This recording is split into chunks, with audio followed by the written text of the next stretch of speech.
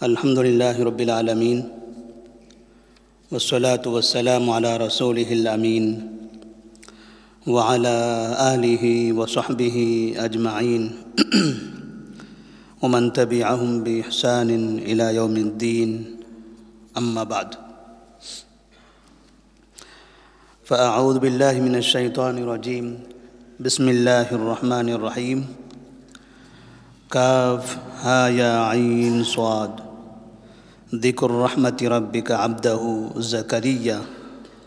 اذ نادى ربہ نداء خفیا۔ سیرت النبی میں آج کے درس کا عنوان ہوگا حبشہ کے بادشاہ کے دربار میں کفار مکہ کا قاصد۔ نبی کریم صلی اللہ علیہ وسلم نے صحابہ رضی اللہ تعالی عنہم کو جب بہت زیادہ تکلیف میں، مصیبتوں اور پریشانیوں میں دیکھا تو انہیں مشورہ دیا کہ حبشہ چلے جائیں۔ حبشہ کا بادشاہ انصاف پسند بادشاہ ہے، وہاں کسی پر ظلم نہیں ہوتا ہے، اس جگہ جا کر آپ اپنے دین پر قائم رہ سکتے ہو، اپنی دین کی حفاظت کر سکتے ہو۔ پہلی مرتبہ میں تقریباً 12 مرد اور 4 عورتیں حبشہ کی طرف ہجرت کر کے جاتی ہیں، اور پھر دوسری مرتبہ میں 83 مرد اور 18 عورتیں، ایک بڑی تعداد نبی کریم صلی اللہ علیہ وسلم کے ساتھیوں میں سے حبشہ کی طرف ہجرت کر جاتے ہیں۔ جس وقت دوسری مرتبہ میں ایک بڑی تعداد میں مسلمانوں نے حبشہ کا سفر کیا تو مکہ کے کفار غضبناک ہو گئے، انہیں غصہ آنے لگا کہ ہمارے لوگ، ہمارے شہر کے لوگ باپ دادا کا دین چھوڑ کر ایک نیا دین اپناتے ہیں، اور اس دین کی حفاظت کے لیے اپنا شہر چھوڑ کر کسی اور شہر میں جا کر پناہ لیتے ہیں، اور اس جگہ جا کر امن سے، سکون سے اپنے ہی دین پر قائم رہتے ہیں۔ انہوں نے سوچا کہ یہ نہیں ہو سکتا، جس طرح سے یہ یہاں پریشانی میں مبتلا تھے وہاں بھی ان پر ایسی ہی مصیبتیں ہونی چاہیے۔ یہ کیسے ہو سکتا ہے کہ وہاں جا کر وہ امن سے زندگی گزاریں؟ لہذا کفار مکہ نے 2 لوگوں کو تیار کیا، ایک عمرو بن عاص اور دوسرے عبداللہ بن ابی ربیعہ۔ ان دونوں کو اپنا قاصد بنا کر بھیجا کہ حبشہ جائیں اور حبشہ جا کر نجاشی بادشاہ سے بات کر کے مکہ کے ان مسلمانوں کو واپس مکہ بلا لیں، تاکہ یہاں لا کر ہم دوبارہ ان پر ظلم کریں، انہیں تکلیف دیتے رہیں۔ لہذا جس وقت یہ دونوں حبشہ جاتے ہیں تو چونکہ وہاں ایک بادشاہ کے دربار میں جانا تھا، اور ایک ایسا بادشاہ جس کے پاس ظلم نہیں ہوتا ہے، انصاف کرنے والا بادشاہ ہے، اور پھر وہ ایسا بادشاہ ہے جس کا مذہب بھی الگ ہے۔ کفار مکہ مشرکین تھے، بت پرست تھے، اور حبشہ کا نجاشی بادشاہ وہاں کی قوم نصارہ تھے، کرسچن تھے، عیسیٰ علیہ السلام کو ماننے والے تھے۔ لہذا دونوں کا مذہب تو ایک نہیں ہے، اور ادھر مسلمان ایک تیسرے مذہب والے۔ لہذا مشرکین کو عیسائیوں سے یہ کہنا ہے کہ مسلمانوں کو تم اپنے پاس سے ہمارے حوالے کر دو، تو نجاشی بادشاہ وہاں کے لوگ کیسے مانیں گے؟ کیونکہ مشرکین مکہ کے دین پر تو وہ نہیں ہیں، ان کا دین تو الگ ہے۔ تو انہیں ایسا محسوس ہوا کہ ہو سکتا ہے وہ ہماری بات نہ مانے، کیونکہ وہ ہمارے دین کے نہیں ہیں۔ لہٰذا مکہ والوں نے ان دونوں لوگوں کے ساتھ، عمرو بن عاص اور عبداللہ بن ابی ربیعہ کے ساتھ میں بہت سے تحفے تحائف بھیج دیے کہ وہاں جانا اور جا کر پہلے جتنے درباری ہیں بادشاہ کے ان تمام درباریوں میں تحفے تقسیم کرنا، اکیلے اکیلے ملنا، تحفے دے کر ان کا ذہن بنا دینا، اور انہیں کہنا کہ جب بادشاہ سلامت کے سامنے ہم پہنچیں اور ہم اپنا دعویٰ پیش کریں تو تم سب مل کر ہماری تائید کرنا۔ ایسا ہی ہوا، درباریوں نے تحفے لیے خوش ہو گئے، اور جیسے ہی بادشاہ کا دربار بھرتا ہے، عمرو بن عاص اور عبداللہ بن ابی ربیعہ بادشاہ کے سامنے کہتے ہیں، ایھا الملک انہ قد زوى الى بلدک غلمان سفہاء، اے بادشاہ سلامت، آپ کے شہر میں کچھ بیوقوف لوگ آ کر پناہ لیے ہوئے ہیں، فارقوا دین قومہم، جنہوں نے اپنے قوم کا دین چھوڑ دیا، ولم يدخلوا فی دینک، لیکن یہاں آ کر وہ آپ کے دین میں بھی داخل نہیں ہوئے۔ اپنے باپ دادا کا اپنی قوم کا دین تو چھوڑ دیے ہیں، لیکن یہاں آنے کے بعد آپ کا جو دین ہے اس دین میں بھی داخل نہیں ہوئے۔ وجاءوا بدین ابتدعوہ، انہوں نے کوئی نیا ہی دین اپنا لیا ہے، لا نعرفہ نحن ولا انت، وہ ایسا دین ہے جسے نہ ہم جانتے ہیں نہ آپ جانتے ہیں۔ وقد بعثنا الیک فیہم اشراف قومہم من آبائہم واعمامہم وعشائرہم لتردہم الیہم، جتنے لوگ آپ کے پاس آئے ہوئے ہیں ان کے رشتہ دار، ان کے چچا لوگ، ان کے خاندان کے لوگ ہمارے پاس ہیں، ان لوگوں نے ہمیں یہاں بھیجا ہے، ان کے چچاؤں نے، ان کے رشتہ داروں نے، ان کے گھر والوں نے ہمیں یہاں آپ کے پاس بھیجا ہے تاکہ آپ انہیں ہمارے حوالے کرو اور ہم ان کے گھر والوں تک پہنچا دیں۔ یہ قاصدین اس طرح سے بادشاہ سے کہہ رہے ہیں، فَهُمْ أَعْلَى بِهِمْ عَيْنًا وَأَعْلَمُ بِمَا عَابُوا عَلَيْهِمْ وَعَاتَبُوهُمْ فِيهِ۔ اب چونکہ جو درباری تھے، درباریوں سے پہلے سے بات ہو گئی تھی، تحفے تحائف کے ذریعے انہیں خوش کر دیا گیا تھا۔ جب ان قاصدین نے بادشاہ کے سامنے یہ بات پیش کی تو درباری بھی کہنے لگے، ہاں یہ لوگ بالکل صحیح کہہ رہے ہیں، یہ لوگ بالکل صحیح کہہ رہے ہیں، ان کے لوگوں کو ان کے حوالے کر دیا جانا چاہیے تاکہ یہ لوگ یہاں سے نکل جائیں، اپنے باپ دادا کے پاس پہنچ جائیں۔ نجاشی بادشاہ ایک انصاف پسند بادشاہ تھا، اس نے کہا کہ ٹھیک ہے، مجھے سوچنے کا موقع دیں۔ سوچنے کے بعد وہ کہتا ہے، جن لوگوں کو لینے کے لیے آپ آئے ہیں انہیں میرے دربار میں بلایا جائے، میں ان سے بات کرنا چاہتا ہوں، وہ کون ہے، کیوں آئے ہیں۔ تو جیسے ہی تمام کے تمام مسلمان جب انہیں بلایا گیا اور بادشاہ کے دربار میں حاضر ہوئے تو بادشاہ نے ان سے پوچھا،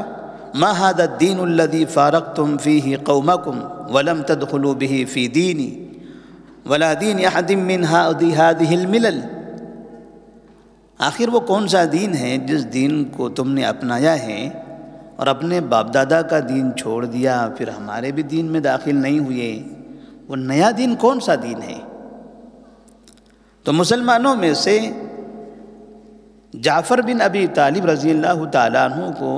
منتخب کر دیا گیا تھا کہ جب بادشاہ کوئی سوال کرے تو آپ جواب دینا، ہم میں سے ہر کوئی بولنے کے بجائے کوئی ایک شخص جواب دے۔ تو جعفر رضی اللہ تعالیٰ عنہ بولنے لگ گئے، ایھا الملک کننا قوما اہل جاہلیت نعبد الاصنام ونأکل المیتہ، بادشاہ سلامت، ہم ایک عجیب و قسم کی زندگی گزار رہے تھے، زمانہ جاہلیت میں تھے، بتوں کی عبادت کرتے تھے، مردے کھایا کرتے تھے، ونأتی الفواحش، بڑے بڑے جرائم کرتے تھے، ونقطع الارحام، رشتہ داریوں میں دراڑیں پیدا کرتے تھے، ونسیء الجوار، پڑوسیوں کے ساتھ برا سلوک کرتے تھے، ویأکل منا القوی الضعیف،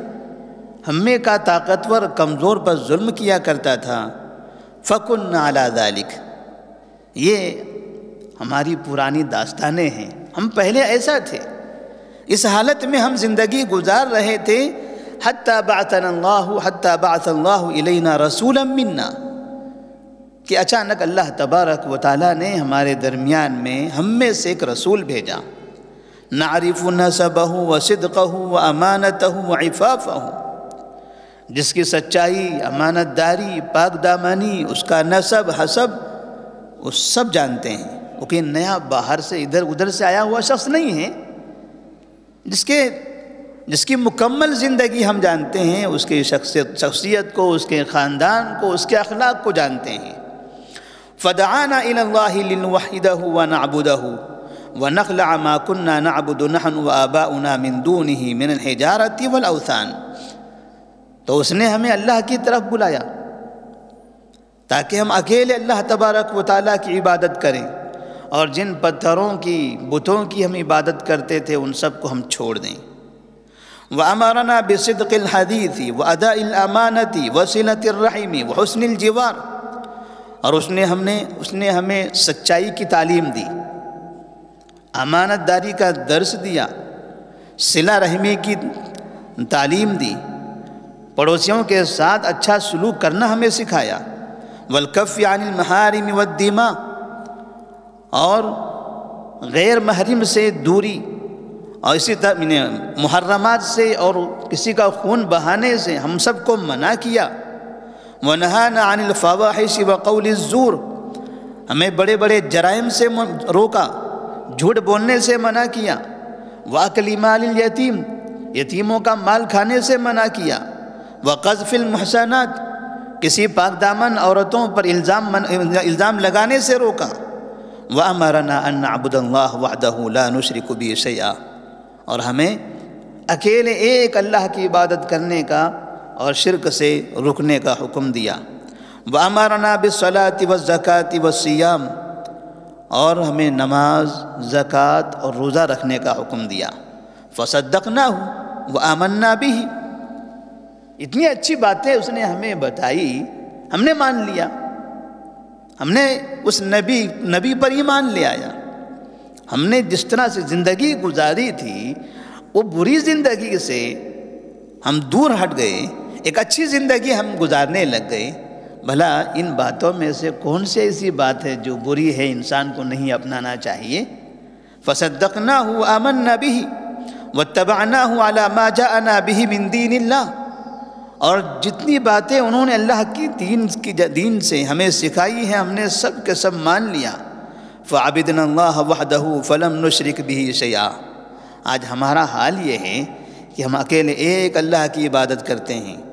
اس کے ساتھ کسی کو شریک نہیں کرتے۔ وَحَرَّمْنَا مَا حَرَّمَ عَلَيْنَا وَحَلَلْنَا مَا أَحَلَّ عَلَيْنَا، جو اس نے حرام قرار دیا اس کو ہم حرام مانتے ہیں، اس نے جس چیز کو حلال قرار دیا ہے اس کو ہم حلال قرار دیتے ہیں۔ فَعَدَا عَلَيْنَا قَوْمُنَا فَعَذَّبُونَا وَفَتَنُونَا عَنْ دِينِنَا،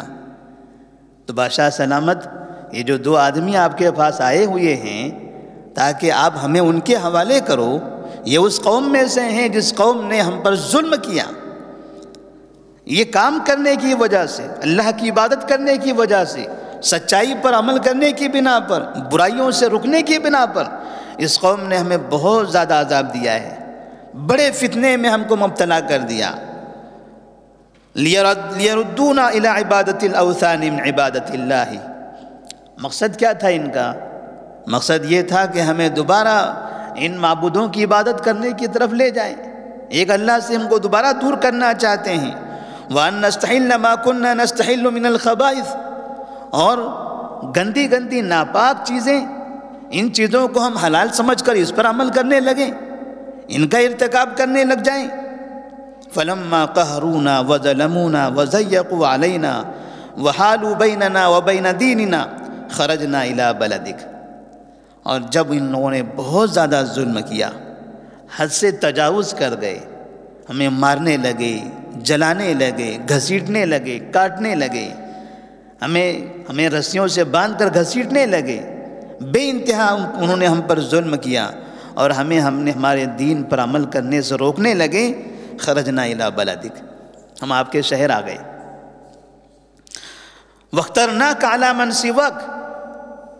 اور آپ کے اس شہر کے علاوہ دنیا میں دوسرے بہت سے شہر تھے،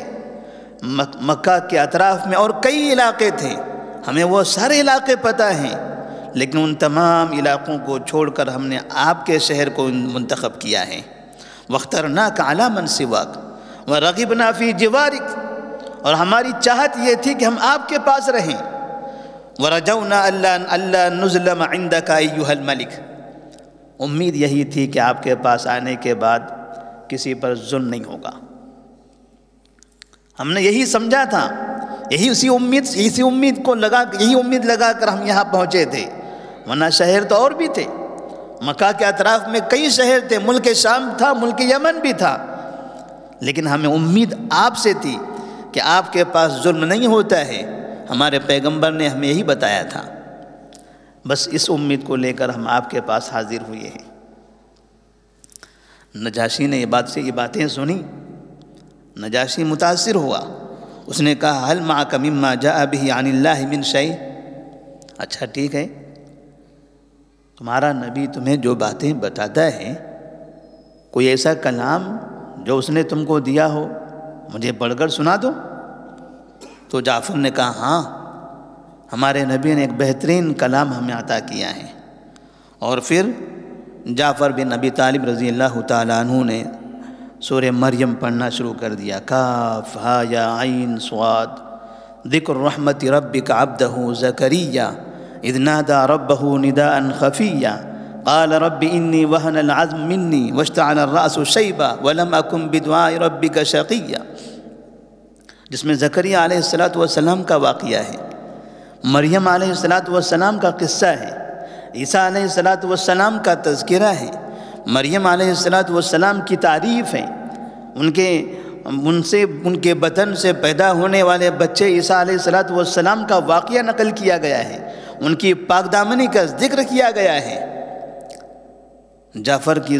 رضی اللہ تعالیٰ عنہ کی زبان سے نجاشی بادشاہ نے سنا، خوش ہو گیا کہ یہ دین تو ہمارے نبی کی تعریف کرتا ہے، یہ ہمارے نبی عیسیٰ علیہ السلام کی تعریف کرتا ہے،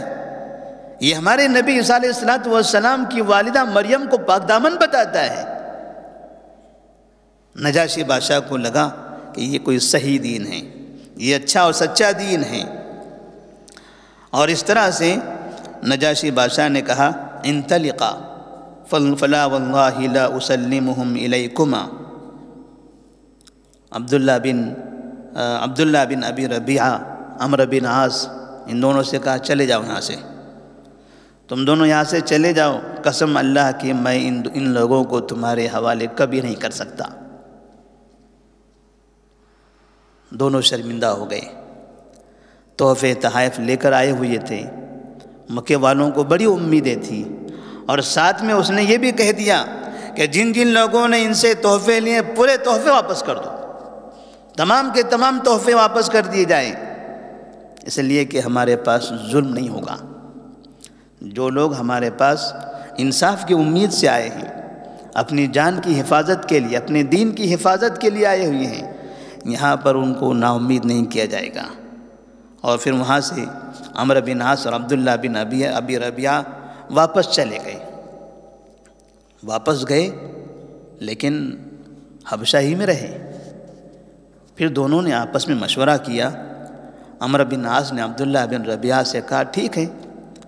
آج کام نہیں ہوا، کل ہم کوشش کریں گے، کل دوبارہ بادشاہ کے دربار میں حاضر ہوتے ہیں، ایک کوئی دوسرا راستہ لے کر آتے ہیں، کوئی ایسا ہیلا لے کر آتے ہیں کہ اب ہماری بات مان لے اور ان کو ہمارے حوالے کر دے۔ دوسرے دن دوبارہ دربار بھرتا ہے، اور پھر عمرو بن عاص بادشاہ سے کہتے ہیں ایھا الملک انہم یقولون فی عیسی ابن مریم قولا عظیما،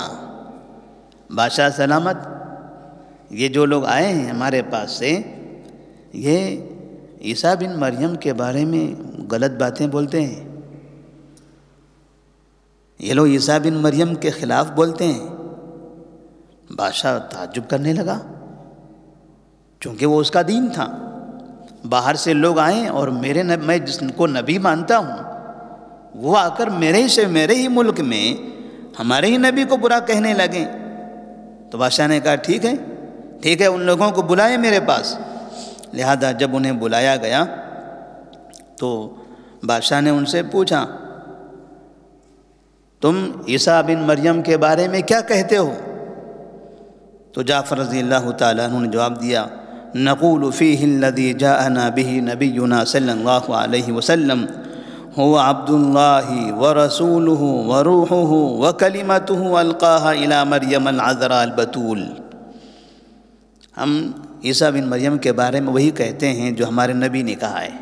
کیا کہا ہے آپ کے نبی نے؟ ہمارے نبی نے کہا ہے وہ اللہ کے بندے ہیں، وہ اللہ کے رسول ہیں، وہ اللہ کی روح ہیں، کہ اللہ تبارک و تعالیٰ کا وہ کلمہ ہیں جو مریم میں ڈالا تھا اور اس سے عیسیٰ علیہ السلام پیدا ہوئے۔ بادشاہ خوش ہو گیا۔ انہوں نے تو نہ عیسیٰ علیہ السلام کی برائی کی ہے اور نہ مریم کی، جو حقیقت ہے وہ بتا دیا۔ انہوں نے کہا یہی تو ہم نے بھی پڑھا ہے، یہی ہمارا بھی ایمان ہے۔ اور پھر فَأَخَذَ النَّجَاشِي عُودًا مِّنَ الْأَرْضِ ثُمَّ قَالَ وَاللَّهِ مَا عَدَا عِيسَى ابْنُ مَرْيَمَ مَا قَلَّتْ هَذَا الْعُودُ فَتَنَاخَرَتْ بِطَارِقَتُهُ فَقَالَ وَإِنْ۔ اس کے بعد بادشاہ نے زمین پر اتر کر ایک تنکا اٹھایا، ایک لکڑی اٹھائی اور کہا قسم اللہ کی آپ نے جتنی باتیں کہی ہیں عیسیٰ بن مریم سے متعلق، وہی مقام عیسیٰ بن مریم کا ہے، اس سے زیادہ اتنا بھی اونچا نہیں ہے۔ جتنا آپ نے کہا ہے کہ وہ اللہ کے بندے ہیں، وہ اس کے رسول ہیں، بس وہی مقام ہے، اس سے اونچا اتنا بھی ان کا مقام نہیں ہے۔ آپ نے مکمل جو ان کا مقام تھا وہ مقام بتا دیا۔ اور پھر اس کے بعد مسلمانوں سے کہا اذهبوا فانتم شیوم بارضی الآمنون بلسان الحبشتی من سبکم غرم من سبکم غرم من سبکم غرم۔ جاؤ آج سے تم پورے حبشہ کے اندر جہاں چاہو وہاں رہ جاؤ، اگر کسی نے بھی تمہیں تکلیف دیا، کسی نے بھی تمہیں برا کہا، کسی نے بھی تمہیں گالی دیا، ان سب پر جرمانے لگائے جائیں گے۔ 3 مرتبہ کا من سبکم غرم من سبکم غرم من سبکم غرم ما احب ان لی دبرا من ذهب وانی آذیت رجلا منکم۔ اگر آپ لوگوں کو مکہ والوں کے حوالے کرنے کے لیے مجھے سونے کا پہاڑ بھی دے دیا جائے تو میں سونے کے پہاڑ کو ٹھکرا دوں گا، لیکن تم جیسے مقدس لوگوں کو واپس نہیں کروں گا۔ نجاشی کے بادشاہ نے یہ آخری باتیں کہی، درباری سمجھ گئے۔ جن لوگوں نے تحفے تحائف لیے تھے انہیں اندازہ ہو گیا کہ ہم نے غلط کیا ہے، بادشاہ کا ذہن تو کچھ اور ہے، لہذا سب کے سب اب صحابہ رضی اللہ تعالیٰ عنہ کی طرف سے ہو گئے۔ جو لوگ آئے ہوئے تھے انہیں اپنے حوالے کرنے کے لیے، وہ لوگ نامراد اور شرمندہ ہو کے دربار سے نکل گئے۔ جا کر انہوں نے مکے والوں کو پورا ماجرا سنایا۔ مکے والے غصے میں اور زیادہ آگ بگولا ہو گئے، ہم ناکام ہو رہے ہیں، ہمارے لوگ وہاں جاتے ہیں، بادشاہ ان کی بات مانتا ہے، اتنے بڑے شہر، اتنے بڑے لوگ، اتنی بڑی قوم، بڑے بڑے سرداران سب کی باتیں ٹھکرا دیتا ہے۔ کہا کہ اب پانی سر سے اونچا ہو گیا، اب ان لوگوں کو معاف نہیں کیا جانا چاہیے۔ کہا کیا کرنا چاہیے؟ اب اتفاق اس بات پر ہوا کہ اب نہ رہے گی بانس نہ بجے گی بانسری۔ اب ایسا کام ہم کریں گے کہ محمد بن عبداللہ کو جڑ سے ختم کر دیں گے، کہ نہ وہ رہیں اور نہ ان کے ماننے والے رہیں۔ اس طرح سے انہوں نے اب نبی کریم صلی اللہ علیہ وسلم کی خاتمے کی پلاننگ کرنا شروع کر دی کہ آپ کو کسی طرح سے قتل کر دیا جائے۔ نبی کریم صلی اللہ علیہ وسلم کے صحابہ کے ساتھ اس طرح کا یہ ماجرا، یہ حبشہ کی جانب ہجرت کرنا، مسلمانوں کا وہاں رہنا اور نجاشی بادشاہ کا ان کی مدد کرنا، یہ حقیقت میں اس بات کی علامت ہے کہ اگر مسلمان کسی بھی جگہ پر ایمانداری سے، امانت داری سے اپنے ایمان کے ساتھ، اپنی سچائی کے ساتھ اگر زندگی گزارتے ہیں تو دنیا کی کوئی بھی قوم ہو، کوئی بھی مذہب ہو، انہیں اپنے پاس پناہ دینے کے لیے تیار ہے۔ انسان کی فطرت ہے، انسان اچھائی کو پسند کرتا ہے، برائی کرنے والا بھی انسان اچھائی کو پسند کرتا ہے۔ گناہ کرتا ہے، برائی کرتا ہے، لیکن اپنی برائی سے بھی اسے نفرت ہوتی ہے۔ وہ جب آئینے میں خود کو دیکھتا ہے تو شرمندہ ہوتا ہے، کیونکہ اسے پتہ ہے اچھائی، سچائی، امانت داری یہی حقیقت میں انسانیت ہے اور یہی فطری چیز ہے۔ تو کوئی بھی کسی مذہب کا ماننے والا ہو، جو سچائی ہے، جو صحیح بات ہے، جو صحیح دین ہے، اللہ تبارک و تعالیٰ کا نازل کردہ دین، ہر انسان ماننے کے لیے تیار ہے۔ بس شرط یہ ہے کہ مسلمان اپنے اخلاق سے، اپنے اعمال سے، اپنے کردار سے، اپنے ایمان سے ان لوگوں کو یہ بتائیں کہ ہم مسلمان ہیں، ہم مسلمان ہیں۔ اور جب بھی کسی قوم سے ہم گفتگو کریں، ان سے بات کریں، ان سے مناظرہ ہو، کسی کے سامنے ہمیں پیش کیا جائے، کوئی ہماری مخالفت کر رہا ہو، تو مسلمانوں کی زبان میں حکمت ہونی چاہیے۔ گالیاں، دھوکہ، جھوٹ، دھمکیاں، چیلنج، للکار، ایسی باتیں، ایسے کلمے جس سے